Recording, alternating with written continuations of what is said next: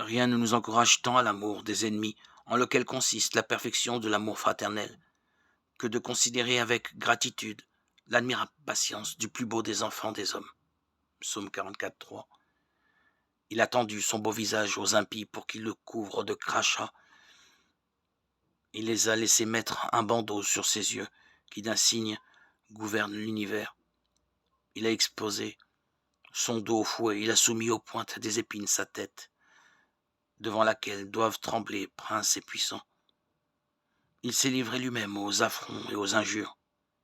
Et enfin, il a supporté patiemment la croix, les clous, la lance, le fiel, le vinaigre, demeurant au milieu de tout cela plein de douceur et de sérénité.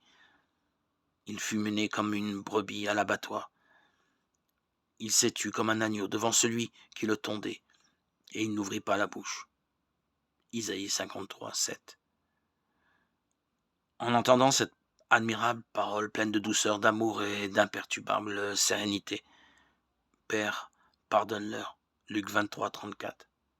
Que pourrait-on ajouter à la douceur et à la charité de cette prière? Et pourtant, le Seigneur ajouta quelque chose.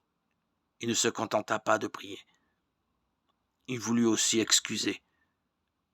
Père, dit-il, pardonne-leur, car ils ne savent pas ce qu'ils font. Ils sont sans doute de grands pécheurs, mais ils en ont à peine conscience. C'est pourquoi, Père, pardonne-leur. Ils crucifient, mais ils ne savent pas qui ils crucifient. Ils pensent qu'il s'agit d'un transgresseur de la loi, d'un usurpateur de la divinité, d'un séducteur du peuple.